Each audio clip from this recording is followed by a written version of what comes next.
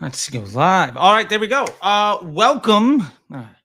So welcome to a live version of the Ask Charlie T Show. I teased this out earlier. For those of you that have been watching, we just filmed season 3 of the Ask Charlie T Show, and I thought this would be an amazing opportunity to live stream here. I'm on TikTok as well as YouTube over here, and we also have Twitter and LinkedIn and Facebook. So if you have any questions, ask them in the chat, and I will get to them in the order in which they are received. And what we're going to do today is start off purely by going through the comment section on my YouTube, which I'll be sharing over here in the YouTube live stream. So here's my YouTube channel. Now let's get to the comments section here on YouTube. So boom, share screen. Okay. Boom, boom. Love it. And by the way, if you're on TikTok, please go ahead and drop questions in the chat. So all that to be said, let's get to it. Also, this is a very special version of the Ask Charlie T Show because you got 2 Charlies on the show today. So all that to be said, let's get down to it. Remember, post your questions in the comments, and I'm going to be answering all the comments from my channel going back until we're done. Let's see what happens. All right, great. So first question comes from Rick.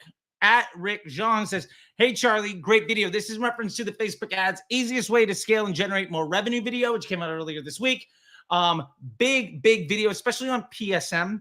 So we'll get to that. This is, hey Charlie, great video. Do you include taxes, shipping costs, transaction fees, and returns per AOV in the cost of goods when calculating the PSM? The answer to that question is, well, we don't. And the honest reason is because those are all variable costs. Taxes are different depending on your market. Shipping costs are different, especially when we have different boxes or different items. If somebody gets one item or they bundle it with a bunch of heavy things, the shipping costs are going to be different. Transaction fees also tend to be different depending on market. If you're sending to the UK versus Australia or anywhere in the States, those are going to be different. Returns are also not something we can project. So these are variable metrics, so we don't include them in our cost of goods when calculating PSM. And for those that are interested, again, PSM is profitable scaling margin. That is lifetime value divided by the sum of CPA and COGS times the frequency of purchase. A great way to think of this is if we know that the lifetime value of a customer is $200 and the CPA and COGS is $40 and the average person buys 2.5 times, well, then we know it basically costs us $100 to acquire 200. So every customer that we get is worth $100, which also means every dollar we spend on marketing results in a 2x return. And if we wanted to get more net new customers, we could invest at least twice as much money and we would still break even. Profitable scaling margin. What is my margin with which I can scale? Super fun. All right. We got more comments on YouTube, but the comments in the live chats are blowing up. So let's get to some of that stuff. Hello, everybody. Dozens of people. Okay, awesome. This is from Charles Holiday on YouTube. Says, how do you optimize for 322 when using lead form for local business? Well, Charles, great name, by the way. It is hard to optimize down to the ad level for a lead ad when you're doing Facebook ads, especially in dynamic creative, because ultimately you can't extract the post ID of a lead form ad. However, what we can do is measure the quality of the leads. And one of the things that I've done repeatedly for big brands around the world, especially when doing lead gen for SaaS companies or for service providers, is let's qualify that lead. Is it a good lead? Is it a bad lead? And generally we can do that in the way that they've answered the questions. For instance, if you go to my site and you were to sign up for a sales call for the Facebook Ads MBA program, which you'll go to Disruptor School, check that out. Based on your answers, I have a good idea of what your conversion rate is. So I have people filed in as good lead, bad lead, or scorching hot, like let's get them in, they're ready to go lead.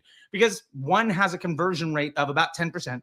Another has a conversion rate of about 15%. And the other one has a conversion rate of like 80%. So when I'm running my ads, especially when using 322 ads and dynamic creatives or flexible ads, I'm passing that information back to Facebook with offline events. And I can understand down to the concept or which 322 ad I'm running at the value, volume, and cost of the ability for that ad to drive a good lead, a bad lead, or like a scorching hot lead. And ultimately, this means I can optimize my media mix by focusing on which 322 ads get me the best volume to the offer and the quality of lead that matches the cost and the value, because ultimately more valuable leads tend to cost more money. And I like to have only the most valuable leads. But if my call center can handle 20 sales calls a day and the most valuable lead only gets me 12, well, then that means almost half of my day is spent not dialing for dollars. And that's a waste of time and money. So let's load up the rest of the day with some of those good leads. And we can optimize our media mix around what the ads are that are actually live in market to get us the highest value, volume, and cost of our lead generation. From there, that's how we optimize it. Second point, maybe you get people to go to a lead form on your landing page, and then you can just run those when somebody fills that out as a conversion event, and then boom, you're running conversion campaigns. Mazel tov, you're off to the races. All right, and I see more questions loading up, so let's get back to the YouTube comment section. This is also off of the latest video, the Facebook ads, easiest way to scale and generate more revenue. FGA Growth says, how do you measure blended CPA? Is it blended ad spend divided by total orders? Yeah. And really, it's how much money did we spend and what is the volume of transactions that we got? Because ultimately, that's all that really matters. I don't care where those transactions came from, because ultimately, you can't possibly know. You might say, well, I got some from Facebook, and I got some from Google, and I got some from email, and I got some from repeat buyers. Well, fun fact, you have no idea if it was actually Google or email or Facebook that drove those sales, because the average customer journey is weeks or decades long, and you probably spent money on ads on every single one of those platforms to get the sale. And no two customers are the same. And tomorrow that makeup will be completely different. So ultimately, all that really matters is what is the unit value of every transaction and what is the cost to acquire those transactions, so that you can understand the margin of profit on every transaction, especially when we begin to understand how many are net new versus returning. What is the overall volume of profit we're going to get for the rest of that customer journey, and then we can begin to optimize the business accordingly. All right, cool. Hopefully that helps. Awesome. I'm going to go back to the live stream comment section. Forgive me, white dude from the suburbs, and this is not an Anglo-Saxon name, so I'm going to butcher this. Hadjam Takua. Hopefully that's right. I'm almost guaranteed that is not right. But anyway, let's go with it. What to do when your campaign's suddenly not getting results after being good for like a month? This happens, totally happens, and not terribly uncommon. One of the things I would say first is let's not always rely on every single campaign to be successful. And let's not run a bunch of campaigns, because if we have 5 or 10 campaigns and one of them stops, well, why did it stop? Well, maybe because the other ones got good. And also, let's not lean on having revenue and sales only come from paid marketing. One of the things I tell people all the time, you should be investing the profit from your organic sales and from your business model, repeat buyers, etc. You should be investing your profits from how successful your business is into the ads to amplify the success that you get. Far too many people try to run Facebook ads with money that they haven't earned to try to scale a business that will fail. Remember, Facebook ads only amplify your business model. If your business model sucks, all you're doing is investing in the failure of your business to get there faster. Highly recommend maybe not doing that. My 2 cents. All right, let's get back to more questions here. We have more waiting. This is from my announcement that we were going to be doing this stuff today, and somebody's spewing some hate. Love that. Fine. Send it my way. Give me the critiques. I love it. Okay. Flying with anything says high CPA. This is in response to a video where I said, real operators know. Let's see if we can share this video.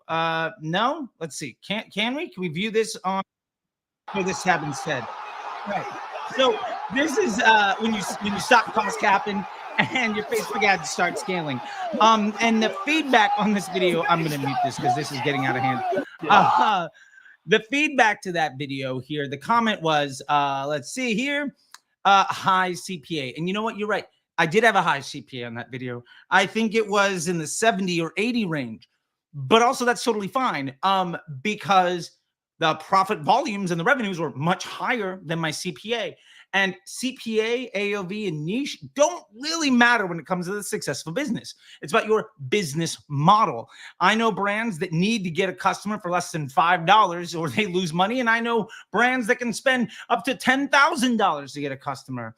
What really matters is, can you acquire attention? And then can you monetize that attention? And that's not a win. That's validation. A win comes from when you can then turn that monetized attention into future cash flow. That is actually your win. Hold on a second here. I'm going to get this on Do Not Disturb. Okay, here we go. Boom, there we go.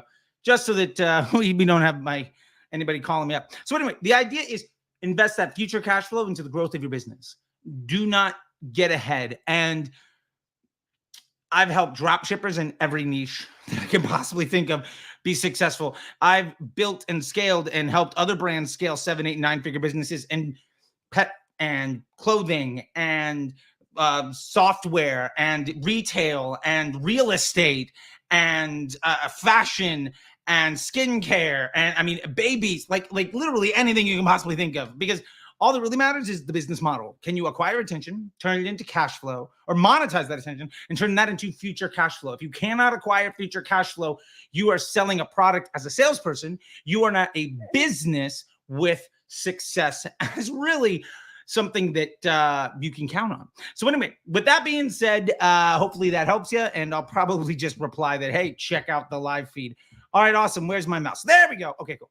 So let's keep going. Wow, I got to catch up. Okay, Munib. All right, again, white dude from the suburbs, might be butchering some of these names. Anyway, Munib says, can you tell when starting up a new ad account with one campaign setup? Love that you're using one campaign setup.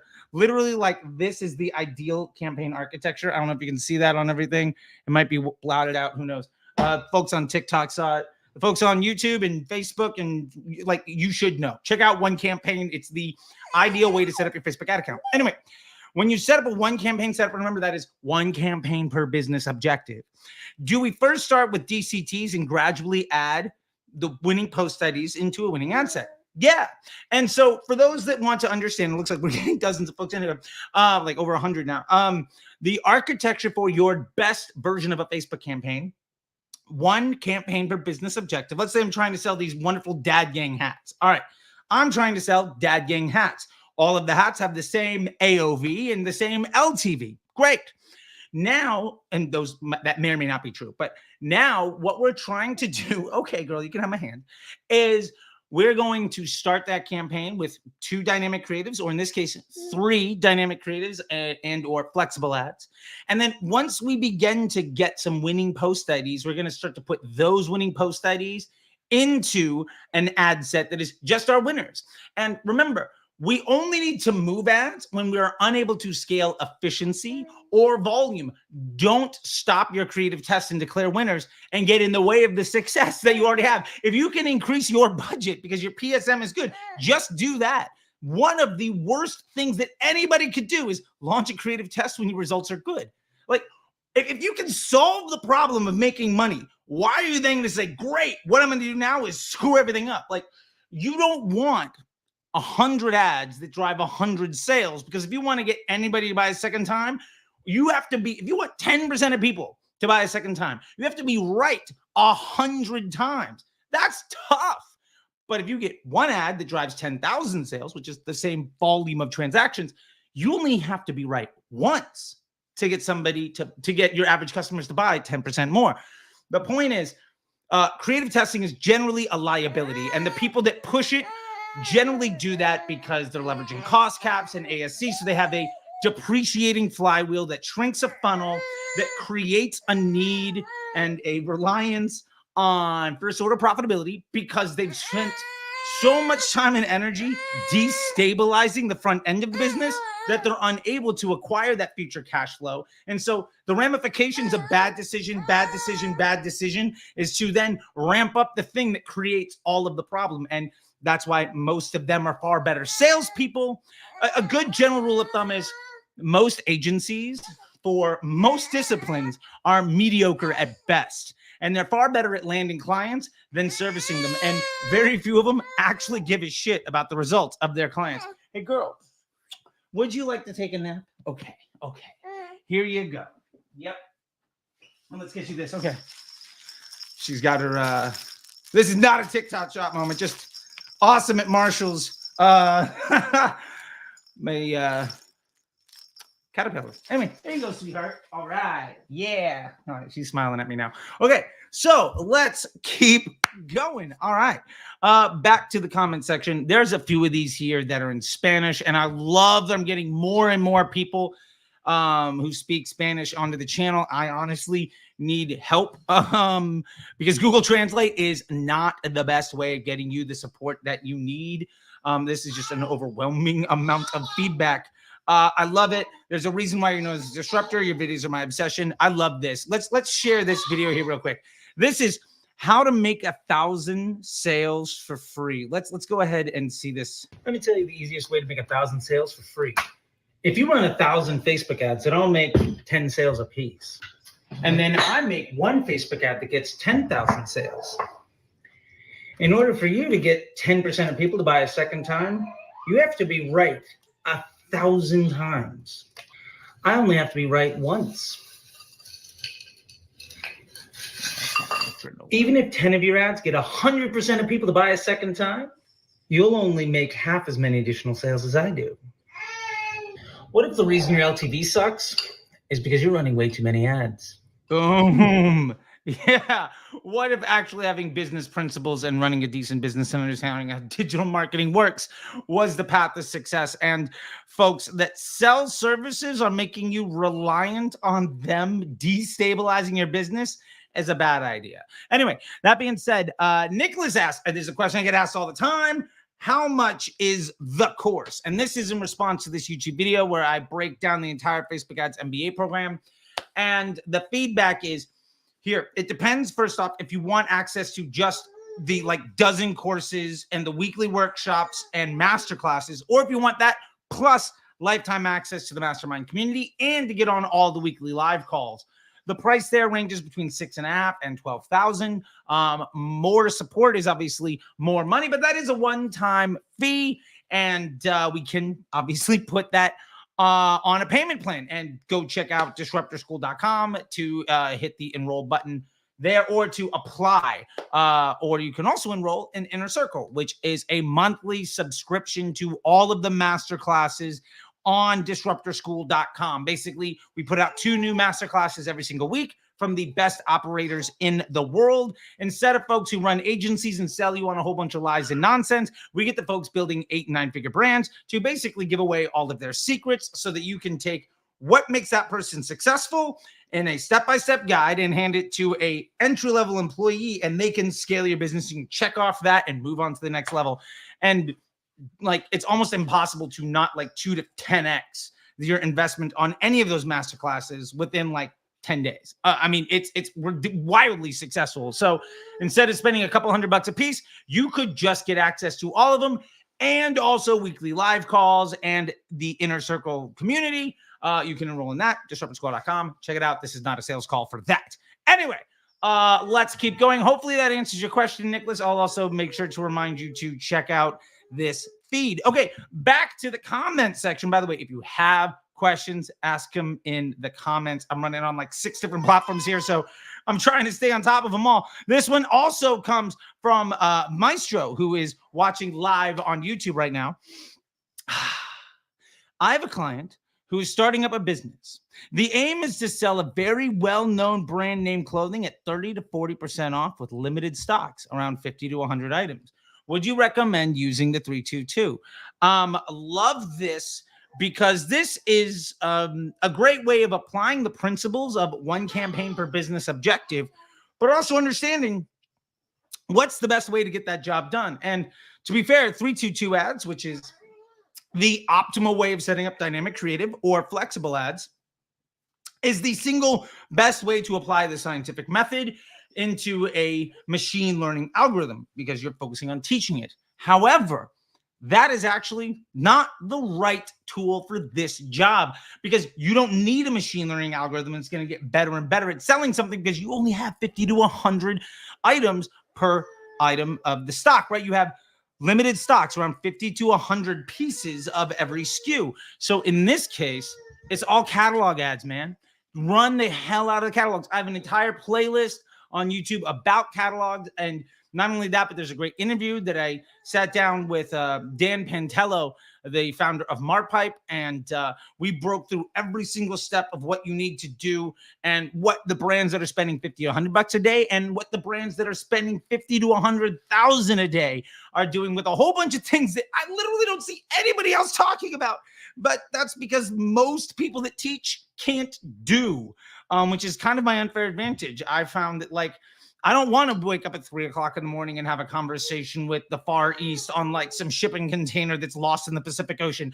I just want to help other people be successful. That's my zone of genius. That's what I thoroughly enjoy doing. So I'm like one of the few that knows how to do that actually also teaches. And to be fair, I teach most of the people that do. Anyway, been doing that for a long, long time. The better part of a decade now at this point. So let's take a sip, because hydration is essential. And then we'll dive back into some more questions.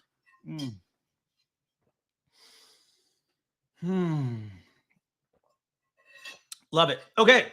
Speaking of DPA, Munib, who I think just asked a question in the live chat, also happened to comment over here on this DPA tutorial for beginners. Look at that. Said, hey, professor, just watch the whole video. There is so much great stuff here.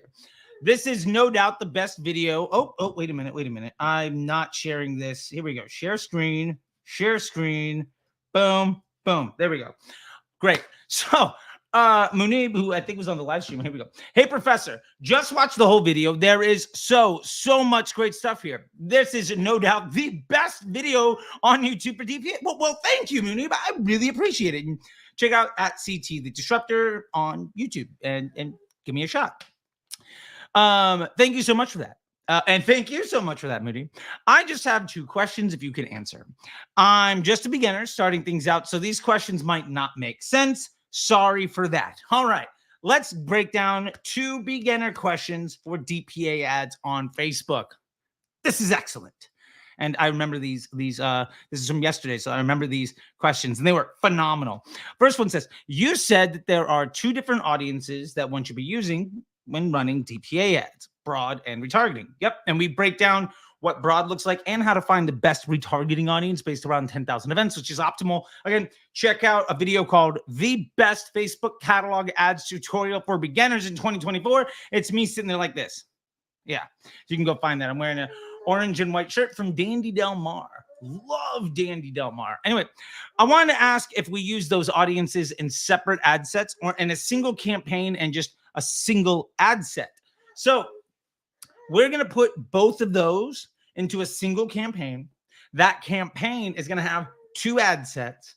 And this is one situation, and I call it on the video, where I'm totally fine using ABO. I'm totally fine managing my budget at the ad set level. And what I'm really trying to do is find the optimal frequency for each one of those ad sets. Some folks chase silly, like made up numbers like ROAS, because ROAS is a complete nonsense metric. And if anybody asks in the chat, we'll break that down. But I've got hours and hours of like why ROAS as a concept is just complete nonsense. And anybody that sells you a service based on ROAS is somebody either A, doesn't know what they're talking about, so you shouldn't hire them, or B, does know what they're talking about and just knows that they're lying to you. In which case, also, don't hire them. Anyway, that being said, I'm actually optimizing for what is my ideal daily frequency. There's going to be a certain level that is optimal for my ad spend to reach the right amount of people, the right amount of times in a single day to get me the highest mix, the most valuable mix between volume and profit margin. And remember that conversation we just had before about value, volume, and cost? When it comes to DPA ads, it's easier than anywhere else to really manage that optimal daily frequency. And generally speaking, if it's a bottom of funnel audience, that optimal daily frequency tends to be in the 2.5 to 3. If it's a mid funnel audience, that optimal daily frequency tends to be in the 1.5 to 2.5 in that range. And your broad is generally, hopefully, never over a 1.3, 1.4 max, right? Like if we can get it down to a 1.1, 1.2, we should just be spending more money. Awesome. Hey, girl. Hi. You want me to pick you back up? Oh. Okie dokie. Here we go. Let's give you one of your shoes. How about that? You can play with your shoe? No? All right. Anyway, second question. Let's just say the answer to the first question, have 2 ad sets for each of the audience in a single campaign. Hey, Mooney was paying attention. I like that. Now, if I have a campaign running those ad sets, can I make another campaign with DPA, ASC, or Advantage Shopping campaigns without pausing the previous one? And also, can I just run a simple ASC campaign while my DPA campaign is also on? Is this a good approach? Honestly, I try to split up my ASC from my non-ASC campaigns because their business objectives are different. My non-ASC campaigns are really optimizing for volume, right? Like I want as many transactions as I can. I want to get the highest volume of profitable transactions in the business, because also I know that I'm buying future cash flow, because every one of those customers, if I'm doing my business right, is an opportunity to acquire future sales, and those future sales happen at a much greater profit margin than just the day of sales. So let me load up as much kinetic energy as possible so that I can help the customer service and email and CRO and search and Amazon team look as good as they can, because ultimately that just allows me to answer the world's most important question, which is, can I spend more money? It makes the answer to that question yes. Now, when I'm running ASC, however, I know that I'm going to be bringing in far less net new customers, because ASC is hitting people who are further down in the funnel. And that is going to also directly impact my customer acquisition costs. So there's a volume versus an efficiency play. Now, if you are also paying attention, one of the hacks that I recommend people try out is targeting your ASC campaign to focusing on only selling to net new customers. So you are hacking the bottom of the funnel for your total addressable market. You're basically stealing sales from your competitors. And I've made multiple videos on how to do that. So anyway, hopefully that gets you really to the meat of the answer here. And it looks like you wrote back, is it okay to have both ASC and non-ASC campaign lives at the same time? Sure. You can. And ultimately, I think when you do that, you will find that one of them is better than the other. And I think I did a video on this. Maybe it went live, maybe it hasn't. Who knows? I'm putting a ton of stuff out there lately. You might be running a bunch of offers and a bunch of ads that are all profitable, but some of those are more likely to drive future transactions. Run those. Run the ads that are more likely to get, where you're more likely to buy a customer who's more likely to pay you a second or a third time. If you can get more people to pay you 2 or 3 times, imagine what will happen to your bank account, especially if your profit on day one is the same. And even if you break even on day one, or if you lose money on day one, that's okay, because day one for that customer journey is also day 100 of somebody you bought 100 days ago. And if you're getting reoccurring revenue from previous customers, you don't need to be profitable on day one, because ultimately the profit volume of a customer is not accounting for only one transaction. And if it is, that means your business model sucks, or your marketing team doesn't give a shit about your bottom line as a business. All right. Hopefully that's helpful. Let's get down to the comment section. Wow, there's just more people popping into this. This is awesome. I should be doing this more often. Anyway, okay. Let's get to it. Muhammad says, hey, Charlie, for drop shipping and first order profitability, is it good we run on bid caps? I know you aren't a fan of drop shipping, but for starters like me, I want to make a brand. Love to little Charlie. Oh, thank you. So 2 things. One, I don't mind drop shipping. I think drop shipping is a great way to make money, and I know a lot of people that do it, and it's really a great skill to have. I've got more than a few drop shippers that have driven more than a few millions of dollars a year in revenue, and from the Facebook Ads MBA program. Again, check out disruptorschool.com if you want to know more about that. Totally on board with drop shipping. I've had a couple drop shipping brands myself. And you're talking about first order profitability. Is it good you run on big caps? I would rather not, but when you're running drop shipping, I think the primary focus more than anything is, can you get sales? Let's get this AC on. Okay. Can you get sales at all? And once you can get sales, once you validate an idea, remember, a business is acquiring attention, monetizing it, and then turning that into future cash flow. Once you can monetize that attention, that's giving you the opportunity. That's validation of the idea. And then at that point, we can begin to work on future cash flow.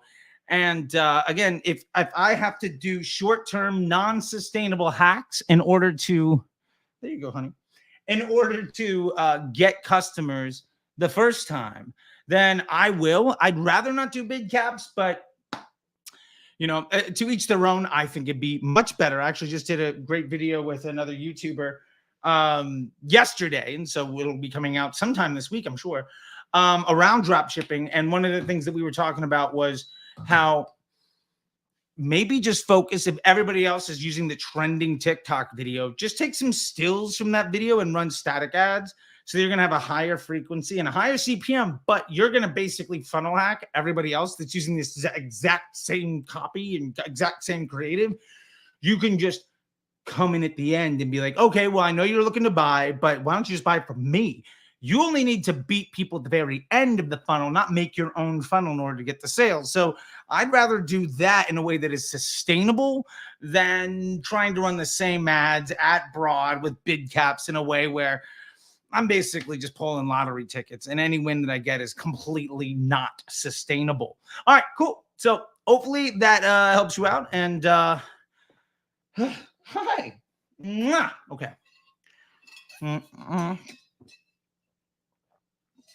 Here we go. By the way, shout out to Uniqlo for this amazing shirt. Great coffee, bacon, egg, and cheese. If you've been to Manhattan, you know. Okay, anyway, let's keep going. Okay. So this is another comment from just yesterday, and I get a ton of comments, and hopefully I can do this instead of replying to everybody's comments all the time. I can just do more of these and just be like, check the link, which maybe we'll be doing. Anyway, so this is a comment from YouTube. FM Guadalupe 7473 asks, I started a campaign using the 322 method and 4PI about a month and a half ago. Since I was only running $10 a day, it took about a month for the algorithm to learn and to see my first conversion. Okay, I like that you're willing to stick it out. And I spent that month continually improving my landing page. Oh, I love it. Now the conversions are flowing in and getting better day by day. Ha! You're doing all the right things. I love it. So no more tweaking anything. Love it. And just keep raising my budgets twice a week. Love it. All I can say is just do the 322 and 4PI if you're not yet doing it. I only wish that I had found Charlie T earlier. Okay, that wasn't a question. That was just somebody killing it and then giving me a thanks. I got nothing to say other than keep doing the good work, FM Guadalupe, and reach out to me. Let me see if I can't get you a Disruptor School hat or something.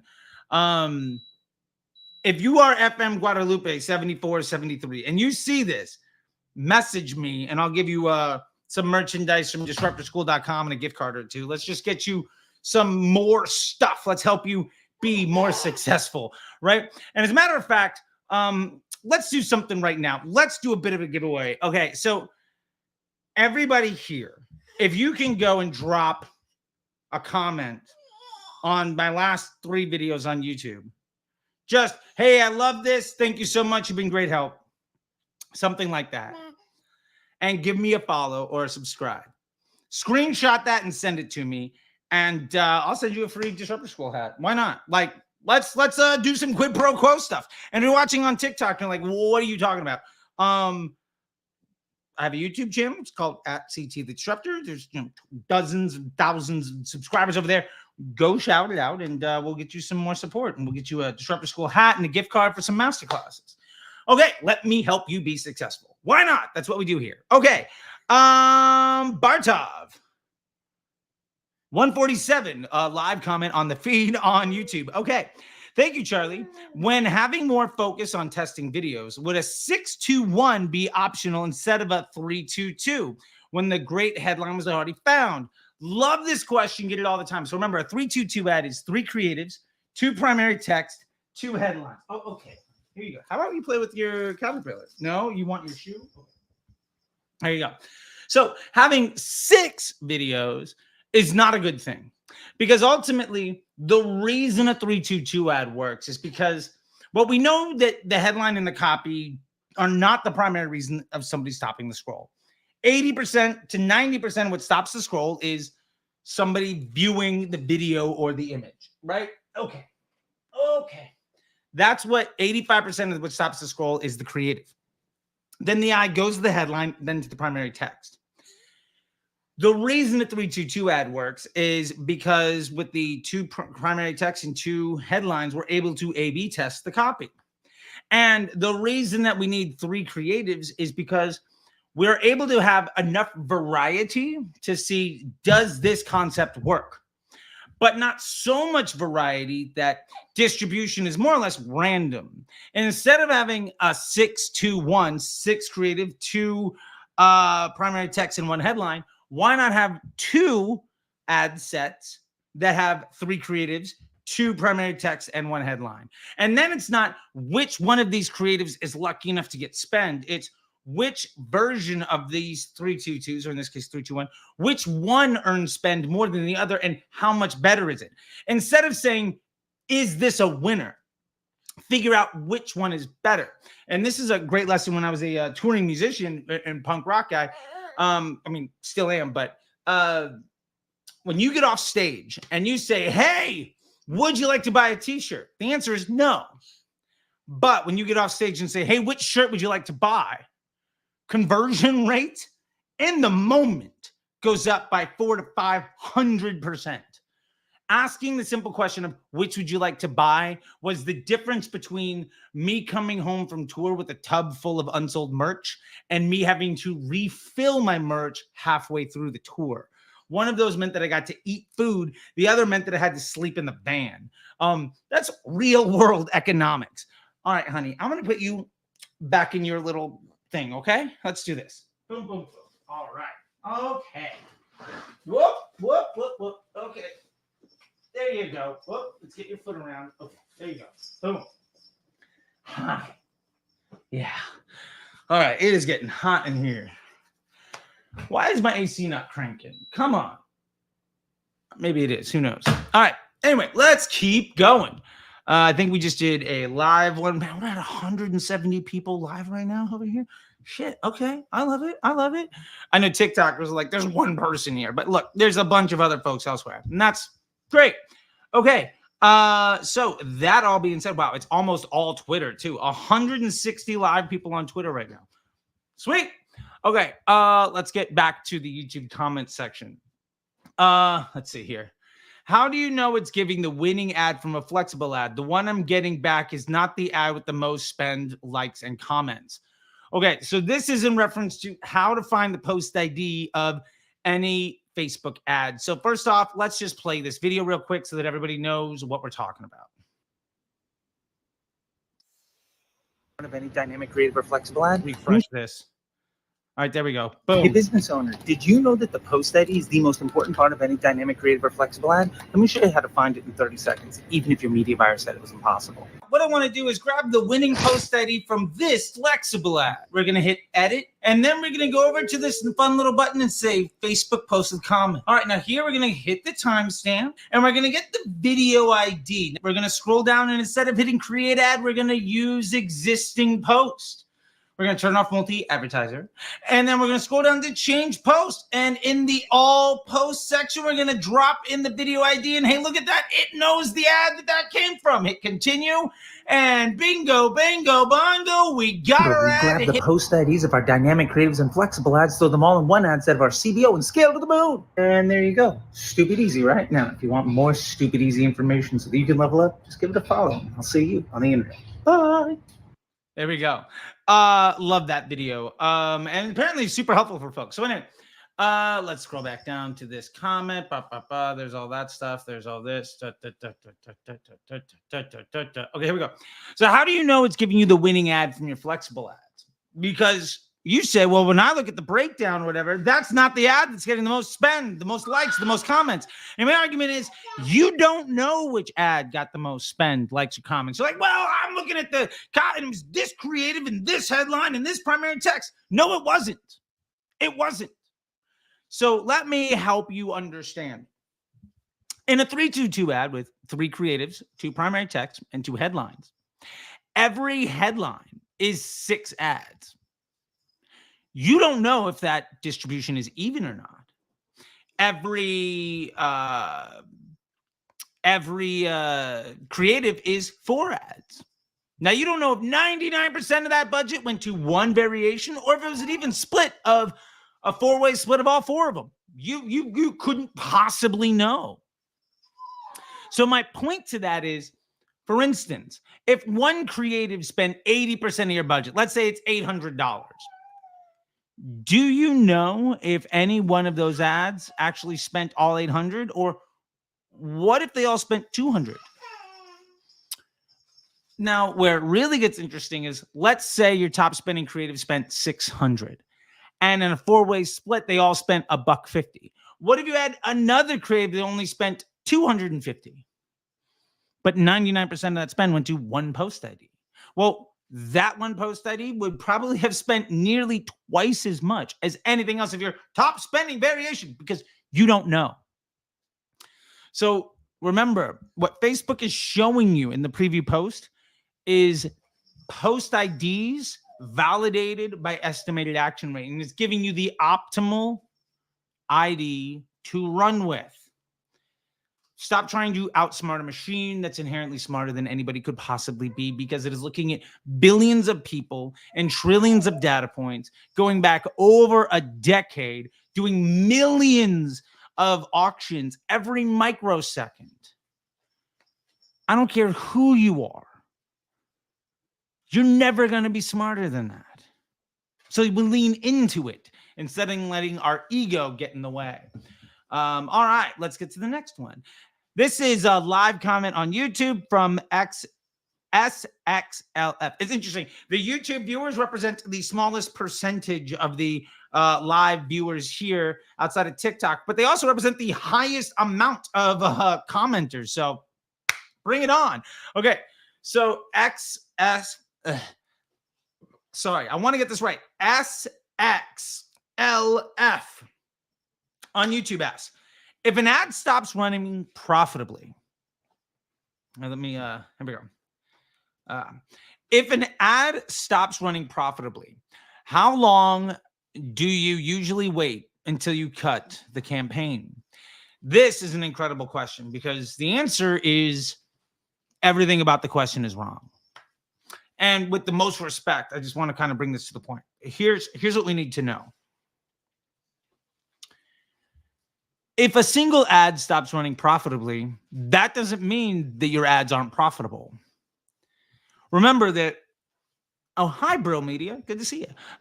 What we have to understand is your Facebook ads fill your funnel. Facebook ads grab attention. Somebody goes to your website.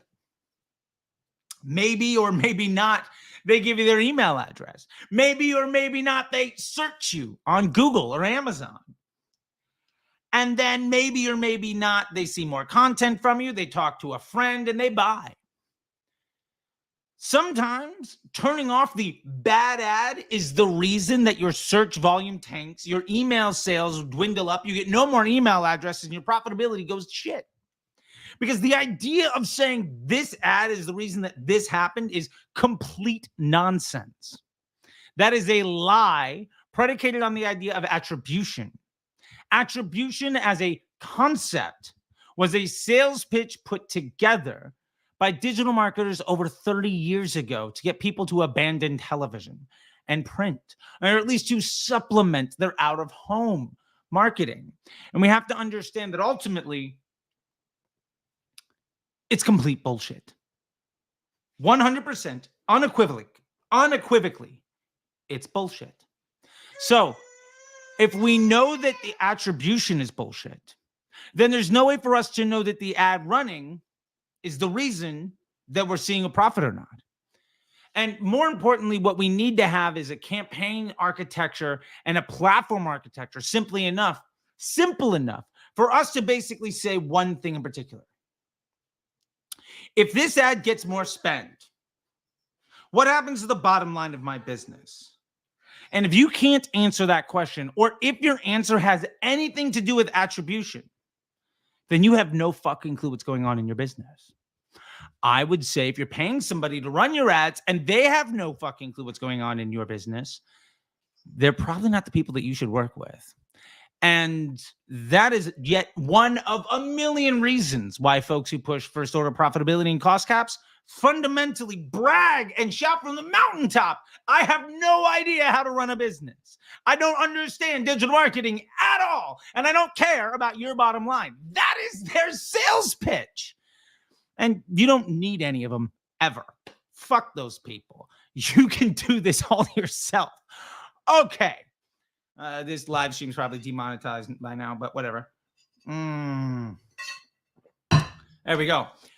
Hey, Brill.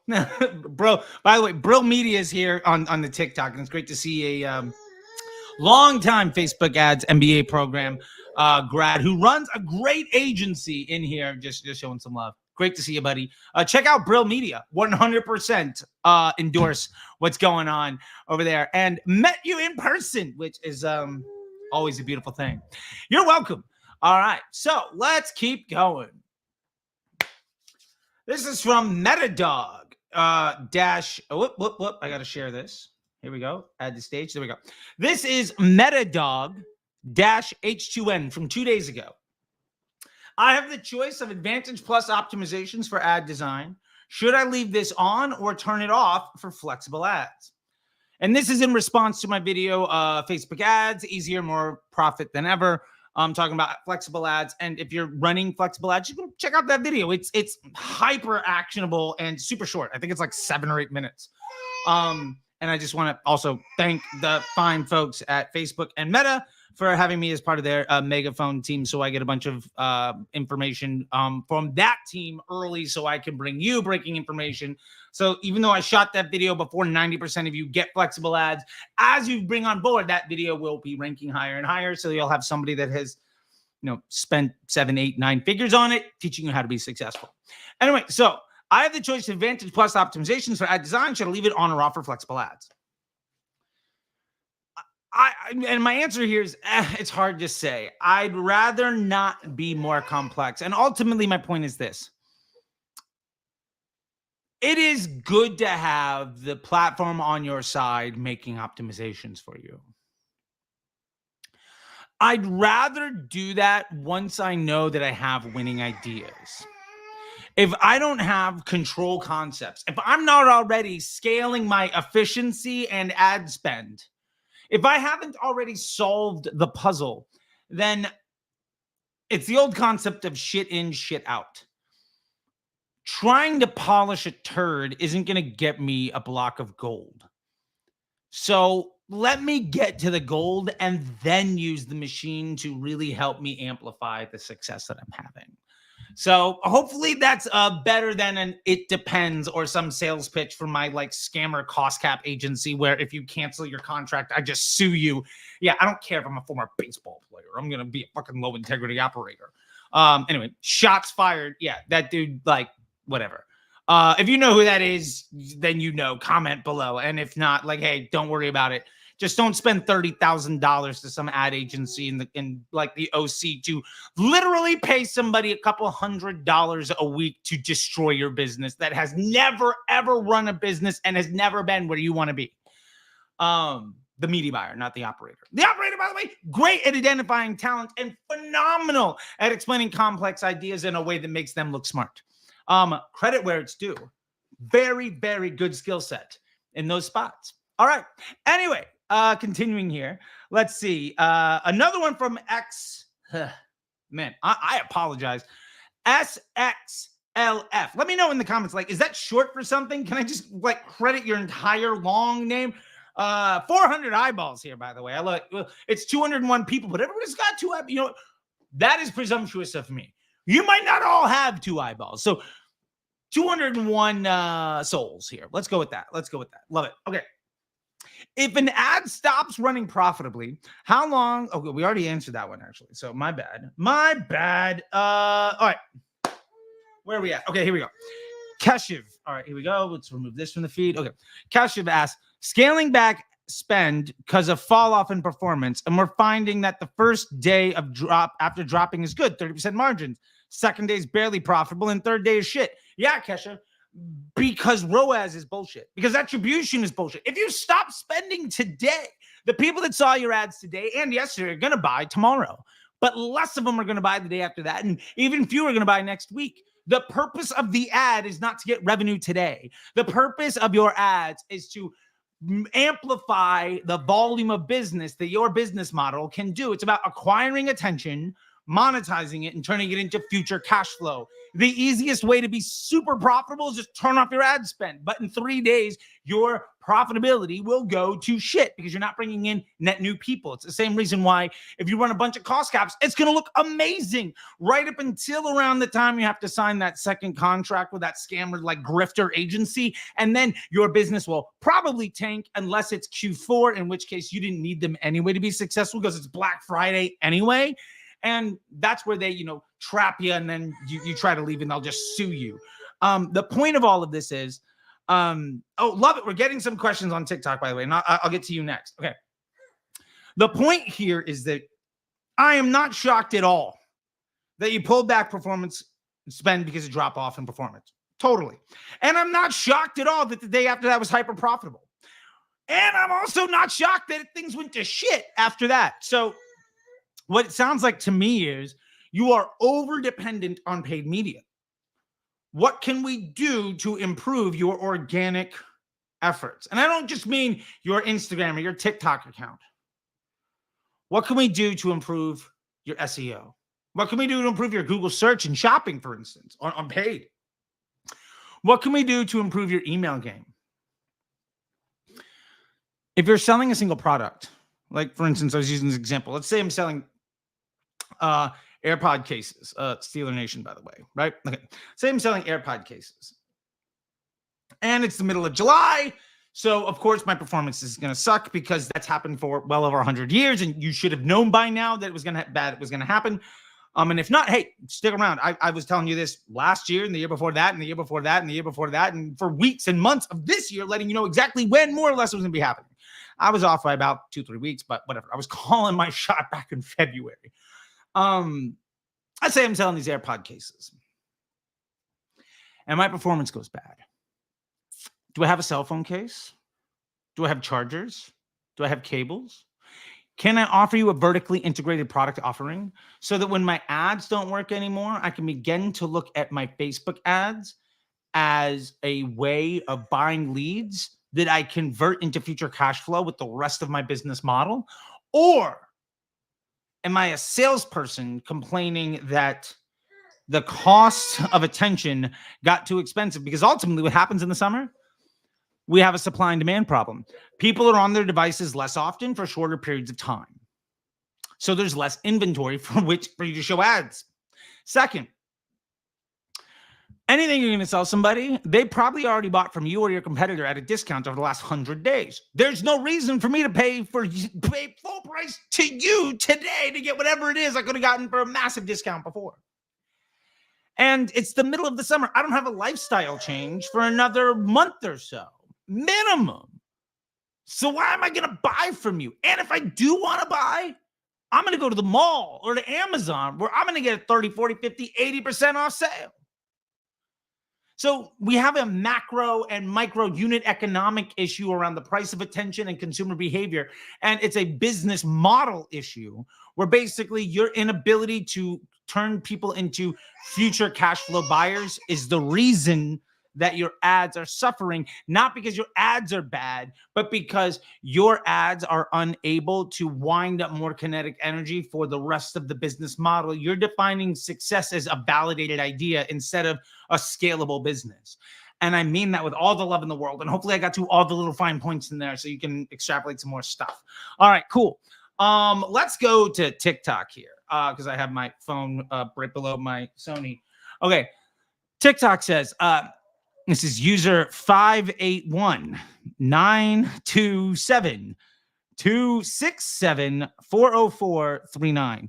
Have you seen benefit to running reach and video view campaigns with conversion campaigns? The honest answer to that question is I've done it on and off for years, and I have never once been able to legitimately quantify the benefit. That's just the honest truth. I've never been able to sit down and say, oh, this number went up because of reach or video view. It's just so messy. And the budget that you are spending there could almost assuredly be better spent in the bottom of the funnel instead of at the very top. It almost assuredly could be spent in customer service and CRO efforts. There's more effective ways of investing those resources than in scaling even higher up in the budget, in the funnel. So a short answer to that is, I've done this at scale. And believe me, I mean, I've spent $1 million a day. Never been able to prove it. And I've been around for over 10 years. But what I can say is there's almost always a better place to spend that time and energy and that money. So maybe don't do it. Okay. Let's get back to YouTube and get to the next comment. All right. Flying with Anything 27 says, you're a media buyer, Charlie, not a business owner, in response to my Find the Post ID where I open up the video with, hey, business owner, because I'm trying hook testing. So a lot of my videos, the short form, are going to say, hey, business owner, because I want to appeal to business owners, because your creative does the targeting, right? Like I've been saying that since 2018, and I feel like people started saying it last year, and now the grifters have gotten a hold of it to try to sell you on why you should launch 1,000 ads and destroy your business because they also charge you to make creative. Anyway, fuck those people. I am actually a business owner. I have 2 businesses. I have Disruptor School, where I bring in the best operators in the world to share with you the thing that they're better than anybody else at, so that you can get an entry-level employee to do better than 80% of the people in the marketplace, and you never have to hire out to improve your business ever again. I also have, what's this? Oh, shoot. I'm getting a video here. Oh, it fell out. Okay, I'm gonna get yelled at by my wife.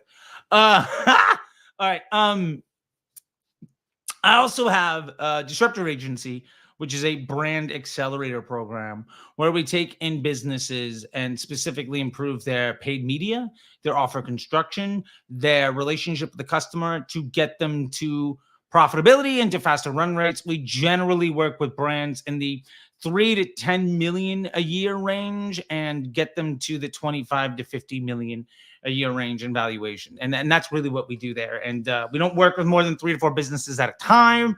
If you want to have a conversation with me about that, hey, DM me. Otherwise, you can just check out disruptorschool.com. You see a million masterclasses in there. And we're getting 2 new ones a week. I think this week we launched a email marketing from Philip Rivers called Email Capture and Convert. Basically, how does the best email marketer in the game focus on capturing leads and converting them within 10 days?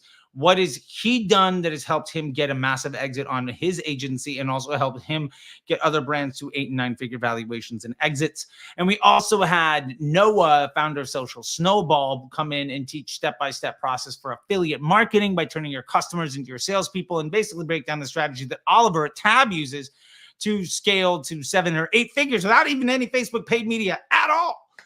There's also the most popular ones right now are Google search and Facebook advertisers. Basically, how do you take your top 5 Facebook ads, drop them to GPT with the help of a Notion doc, and then it'll automatically build you Google search campaigns that are profitable, that bring you incremental lift? That's an amazing masterclass. We just dropped the Google Shopping masterclass. There's just a ton of them. There's Creative masterclass also from Sarah Levinger that is amazing. How to use psychology to convert your customers. Highly recommend that one. More and more coming every week. I think next week We've got Danil from Incense dropping in how to use influencers in UGC.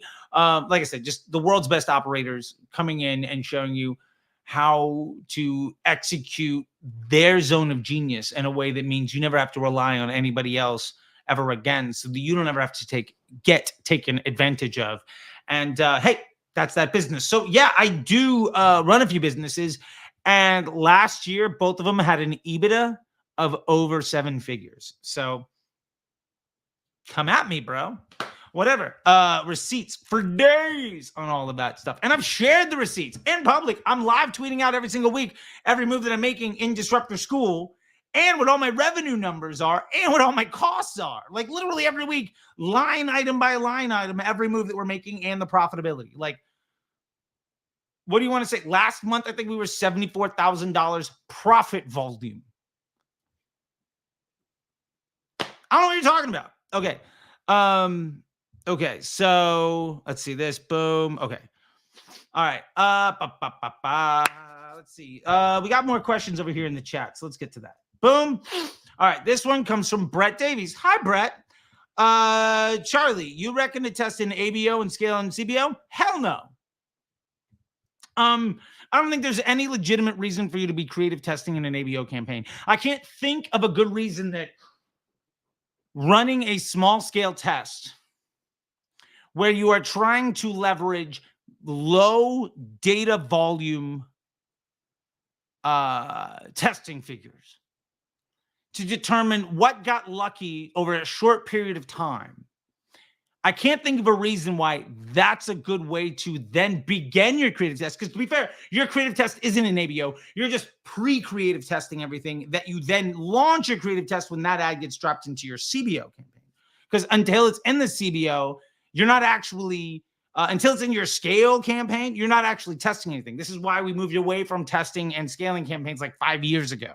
I mean, that's 2017 shit. That's 6 years ago. No shit. 7? Holy fuck, it's 2024. Oh my God. Yeah, wow. Okay. That's an 8-year ago. That's an 8-year. Whoa, what is going on here? Hold on a second. We need to do something here. Let's get rid of this. And boom. Hold on a second. This. I don't know what's happening here. No. What is this? Okay, we're getting this. We're gonna do yeah, we got it. We got to get rid of y'all here. What's happening here? All right, let's see. What can we do here? Come on.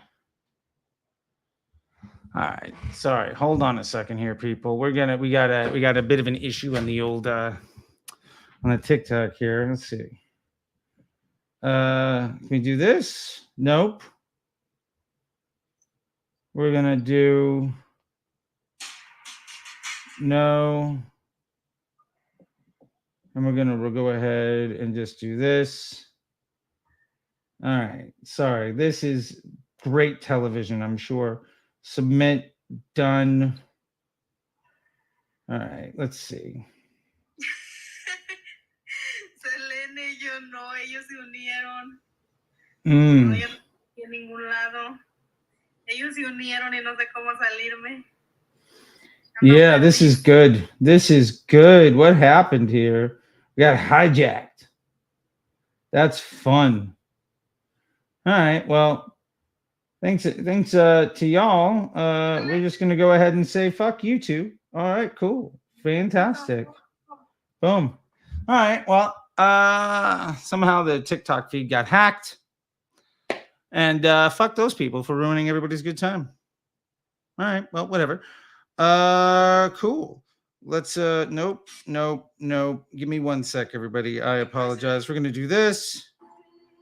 We're gonna come back and boom. Sweet. We're just coming right back at it again. Back at it again like tag team. I appreciate that like nobody left during the Twitter and the YouTube. Yeah, watch a 40-year-old dude like get hijacked on TikTok and then just be like, yo, how the fuck do I boot these people? Anyway, let's get back to it. Okay, so yeah, Brett, I hope that answers your question there. There's no legitimate reason to be doing creative testing in an ABO and then launch a scaling campaign.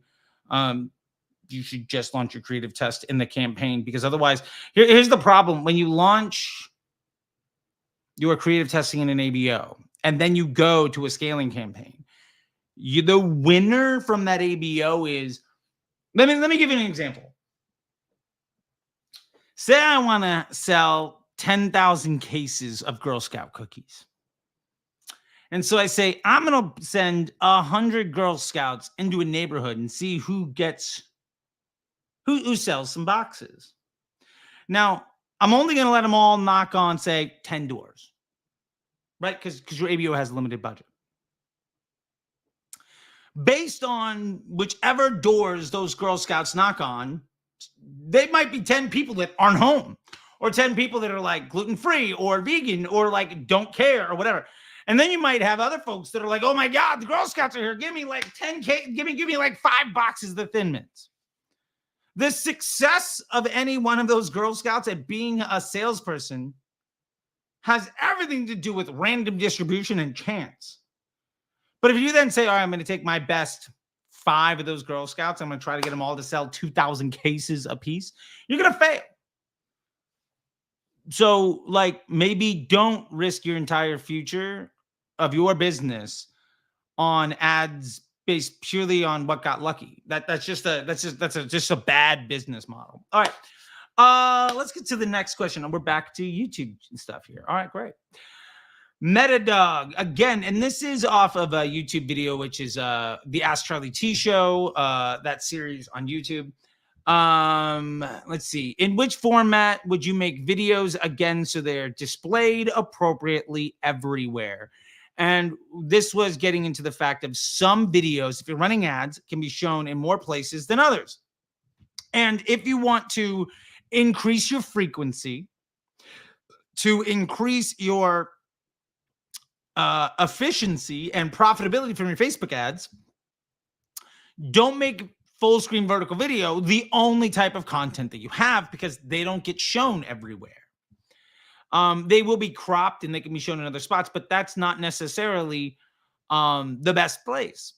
Now, you can choose to make full screen vertical video if they are croppable, i.e. your text and imagery and whatever else is in the middle. And so then you're just doing a good job. But if you want to be successful in having your videos displayed appropriately everywhere, it's more of an editing choice. And if all of your videos are designed to be only viewed in Instagram stories and in Reels and on TikTok and stuff, then you are going to have a serious issue of low CPM and low frequency and terrible performance. So to get to Metadog's question, and again, we dive into that at length in that video in the Ask Charley T Show. I think it's episode 6? Yeah, episode 6 of the Ask Charley T Show over on YouTube at the CT, the Disruptor channel. Cool.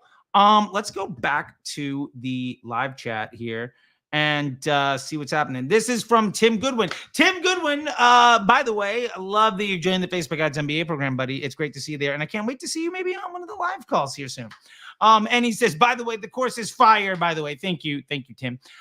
Just trying to help people be successful, you know? Okay, so Tim says, trying to set auto rules based on CPA, but Facebook won't let me set these on a CBO anymore. Any workaround? And I love this. So if you're running Facebook ads, one of the things that you should be focused on is, like, I don't know any high-end media buyers worth their salt that aren't using automated rules to do like 90% of your work. Like, if you don't have automated rules, if you're running Facebook ads and you're in the platform for more than like an hour a week, and it's not just purely to hit refresh so you can see how much money you made, then you are working the wrong way. And I have multiple videos on the YouTube channel that are completely dedicated to sharing my screen and working through it all. But now Facebook has made some changes, and I have another one coming up soon, so you can check it out at CT The Disruptor on YouTube. Go check it out. Man, 238 eyeballs. Man, people are just sticking around. I love it. Live viewers. This is fantastic. Not eyeballs, sorry, viewers. It's like nearly 500 eyeballs if everybody has 2 eyes. Okay, cool. So the workaround here is don't build the rule based on cost per result. We could say, for instance, something like a sliding scale rule where, let's say our target cost is $50.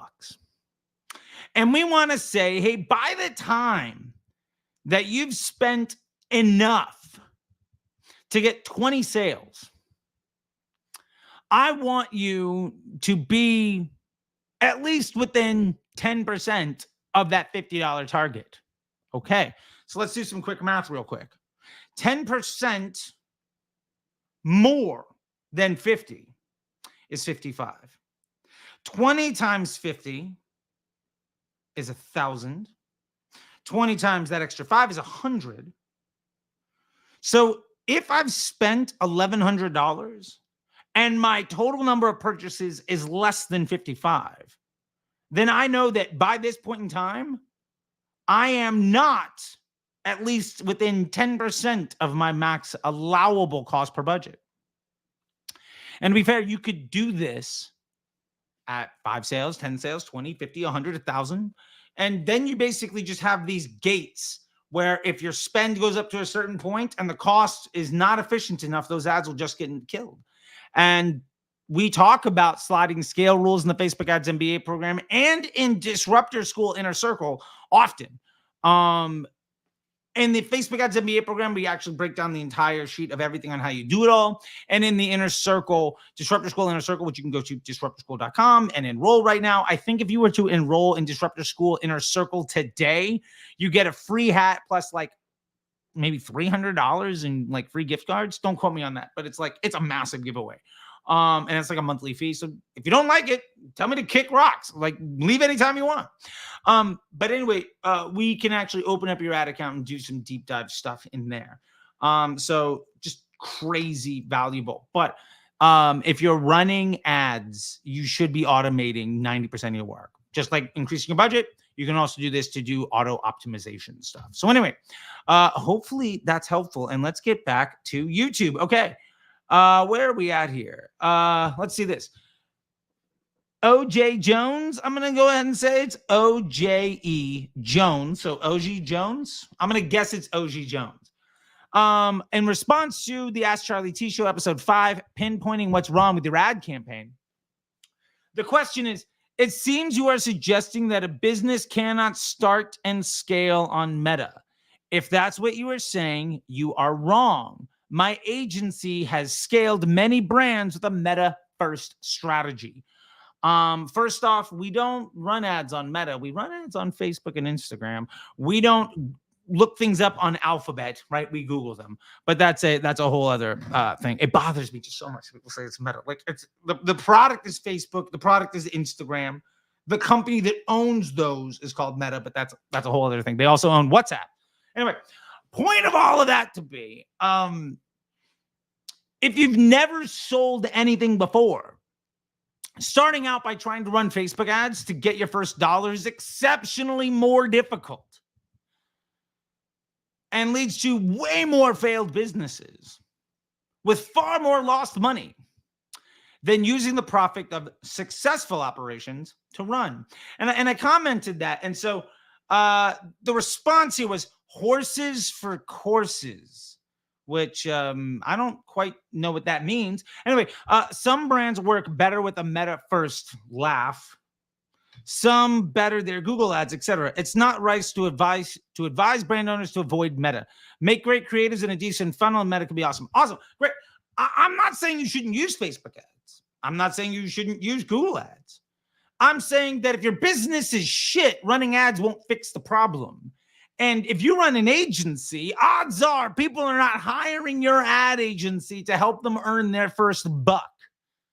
And the point of the lesson in the video, in the Q&A session, then that Ask Charlie T episode, I think, is from a live Ask Charlie T show that I did inside the limited supply community, Moise, Nick Sharma and Moise Ali's community, which I'm a proud member, and I do a weekly session there once a month, pretty much at this point. I'm not saying you shouldn't run them. I'm saying that if you don't know how to make money, running ads to the thing that is already unsuccessful probably won't make you successful. If the secret to success for your business is I just need to run ads, then you've already failed. right? Like you don't see anybody go on Dragon's Den or Shark Tank saying, I've got a great business idea.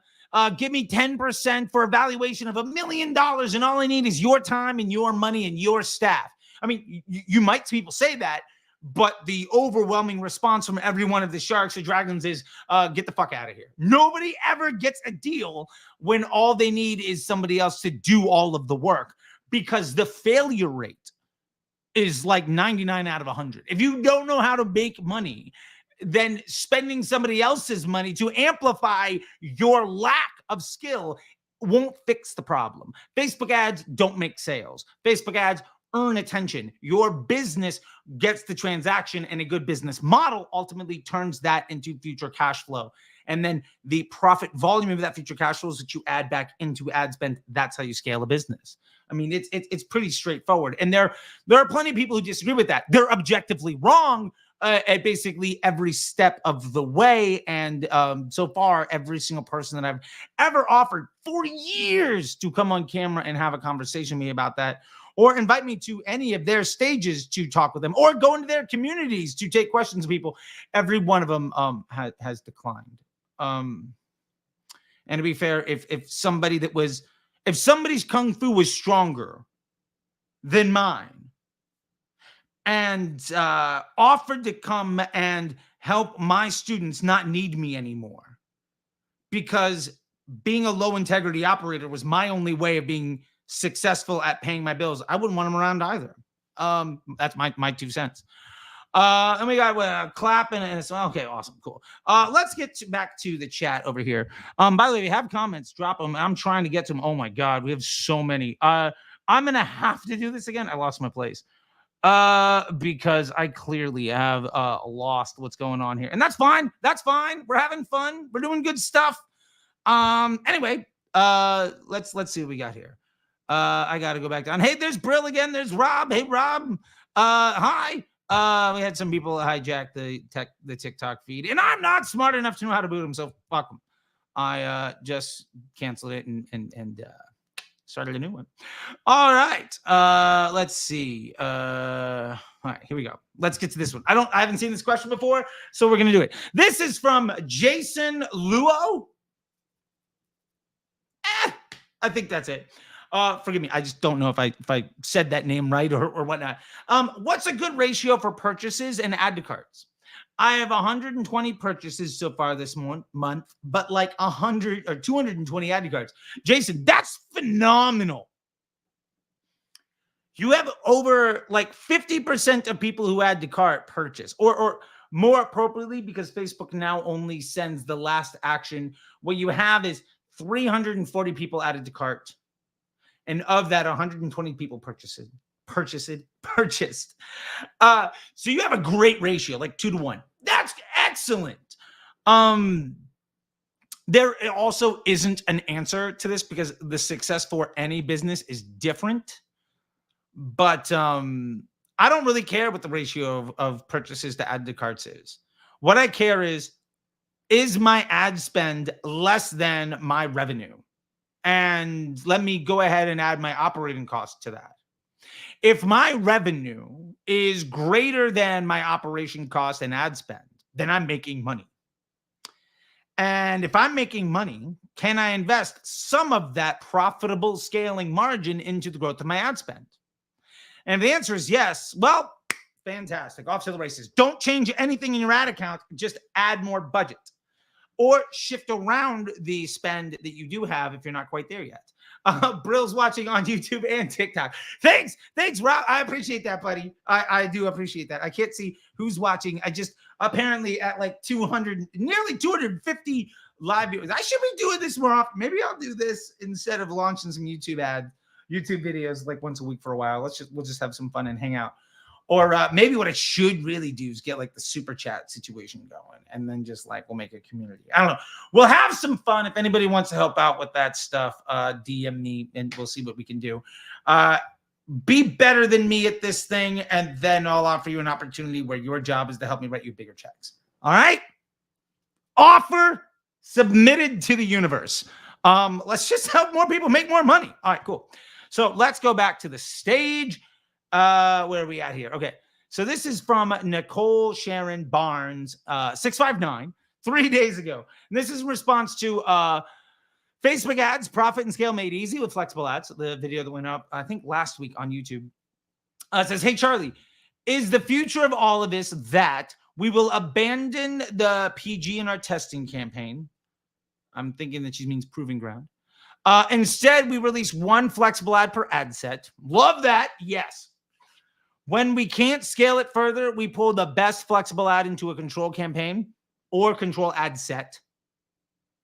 And putting the new ones into the testing campaign. I love where you're going. I just don't think you need a control campaign and a testing campaign. I think you got 2 campaigns to solve one problem, which is you're getting close. Hey, Nate's here. Hey, Nate. Good to see you, buddy. All right, let's see what else we got here. Frank Rizzo's here. Hey, Frank Rizzo. Nice to see you. All right, what else we got?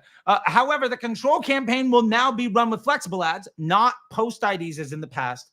What up, G? By the way, if anybody wants some of the best watches in the world, Nate is on the TikTok right now. He's the man pushing all the levers and knobs and buttons and stuff for original grain. And if I was a watch guy, Nate, I would take you up on every one of the offers you've made me over the last few years. But instead, we'll just get ourselves some barbecue. Much big heart, dude. You crush, and great work on your podcast lately, Nate. Keep up the great work there, dude. I love to see it. I love to see it. And we don't always agree, and I love that, because I'm learning some stuff from you. Nate, by the way, dropped some science on me about 2 years ago. We were at a mastermind for brands running like over 5-10 million or whatever. And it was like revenue. What was it? Revenue per view or something like that. RPV on when hiring YouTube influencers to do spot reads for your videos. Anyway, check out Nate Lagos. Original grain dudes a G. Anyway, let's get back to Nicole's thing. However, the control campaign will now be run with flexible ads, revenue per 1,000 impressions. Is that what it was? I thought it was like views. All right. Anyway, RPM. Okay, that was it. All right, fair enough. My memory, I think I thought of it in a different way. Anyway, sorry. Nicole. However, the control campaign will now be run with flexible ads. No. And I think I actually commented. Sounds pretty good to me 3 days ago, but I'm now seeing that there's more to it. We're not going to put the flexible ads in the control campaign or in our control ad set, unless the idea is that we now have just a control campaign. I think the way I read this before was we just have a control campaign. We've gotten rid of the testing campaign entirely because it's not 2017 anymore, and we're just running flexible ads with one ad per ad set alongside a control environment. That, yes, we would do. In the control campaign with that environment, would we avoid grouping the flex ads in one ad set so we don't disturb when we start learning? Yes. Lots of news. Thanks for helping us guide through. Nicole, I'm going to go ahead and reply to your comment on YouTube with a link to this video, because I think I may have steered you wrong with my response. Okay, there we go, right? I was wrong. I'm a human being, and I was wrong. Okay, cool. Let's keep things going here. Is my do not disturb still on? No. Okay, cool. Because I'm gonna. All right, when this girl wakes up, I gotta call it. But let's keep going. An hour and 20 minutes in, and I've got more unanswered questions than I did an hour ago. So I think I'm cool with just smashing through the live at this point. All right, we're gonna only go to comments. We're not gonna go anymore. We're only gonna go to the comments on. No, we're no longer gonna be hitting the comments on YouTube. But I will just leave the YouTube channel up here just so that you can go ahead and check it out and, subscribe or whatever. Boom. Professor Charlie T at CT the Disruptor, 21.8 thousand subs. So thanks. Anyway, let's just leave that up on the screen. Let me zoom in here a little bit. All right, cool. We'll just do that. Sweet. Go ahead and sub there. By the way, shout out if anybody wants to go ahead and drop 3 comments on the YouTube channel and give me a sub, I'll send you a Disruptor School hat with my great thanks. And if you don't want a hat, you just want a $50 gift card, fuck it. I'll just give you a $50 gift card. Cool. Anyway, that being said, let's keep going. All right. Okay, this one. Okay, that's Jason. Mudeeb says thank you. Tim Goodwin says the course is fire. He's talking about the Facebook Ads MBA program. You should join. Like, why not learn how to make more money from somebody that's built, scaled, and exited an 8 or 9 figure business basically every year for the last like 6?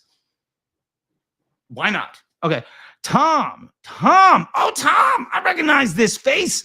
Tom says, new DDC, new direct consumer brand here, finding my feet with Facebook. Thanks. And doing email with my own list. Love it. How long do you think it will make sense to put 100% of paid media efforts into Facebook versus going to Google? Great question, Tom. The answer is the best time to start running Google search ads was the day you started the business. The next best time is tomorrow. I think you can perfectly get away with just running Facebook, but why? You're spending a lot of time and effort making people aware, and then they go and search for your brand name or for the problem that you're solving, and you're just making sales for other people. Now, you might not be great at Google ads, and that's fine. Tom, DM me, and I'll give you $100 off gift card, or I'll give you $100 off code for the Google search campaign masterclass on disruptorschool.com. In fact, anybody that wants to get the Google search for Facebook advertisers masterclass, you DM me right now. I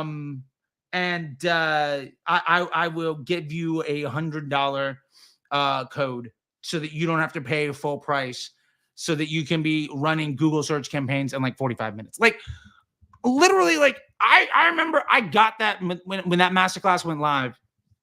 I ordered a car to my house in LA to go to a Geek Out event.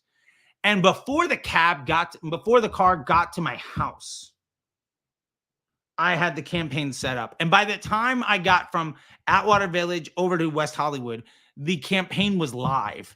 And by the time I went home, I had driven sales that had paid for the Uber ride. And ultimately, based on $100 off, it would have paid for the masterclass. So mazel tov. Like it's like, I'm only charging enough that it's stupid for people not to spend money because it's profitable on day one. Like, why not just make success easier for people? Anyway, to get to your answer, Tom, I'm going to also completely disagree with what I just said. If you find that you don't need help because your efficiency is strong enough to continue raising your budget, then just raise your budget on Facebook. Don't solve problems that you don't necessarily have by doing the things that you're supposed to do. You're just not there yet. Oh, okay. Little girl is waking up. Hi, Charlie. Yeah, okay. We'll do one more and we'll call it a day, all right? Okay. I think maybe one more is out of the question. We got a lot more in here. For right now, I'm just going to go ahead and do a little bit of we'll get into one other thing here. I just want to drop in first off and say thank you. This is, by the way, Disruptor School. If you want to jump in here, you can check out the Facebook Ads MBA program. This is what everybody's talking about. This is how you can learn how to build 7, 8, and 9 figure businesses. This is literally everything. The standard version comes with a 1-hour call with me. You get access to the mastermind community. The premium version comes with a 1-hour call, access to the mastermind community, live access to all the weekly lectures, all of the Disruptor School masterclasses, the MBA bot for 24-hour support, discounts, partnerships, the core curriculum, the weekly lecture series, videos. Again, all the masterclasses, unlimited access to the library for all the ebooks and SOPs, the predictable profit scaling blueprint, all of our how-to tutorial walkthrough videos, and how to build a winning Facebook ad account course. That's in the premium version. The standard basically comes with all of that, but you don't get the discounts, you don't get the bot, you don't get the live access to masterclasses or weekly lecture series, you don't get access to the community, and you don't get a 1-hour onboarding call with me. But anyway, check all that stuff out, and don't forget to shop the school. There you go. There's all sorts of fun stuff in here. I highly recommend you check all this stuff out. This is the masterclass I was telling you about before. The Google search for Facebook advertisers. Message me and I'll gladly give any one of you $100 off the sale price of this thing right now. And for those that just want to try something out, I highly recommend this. I've marked it down for $1,000 to $50 a month. This is my entry level. If you don't know if you should trust me or if you just want help making your Facebook ads easier to understand and profitable, jump into this.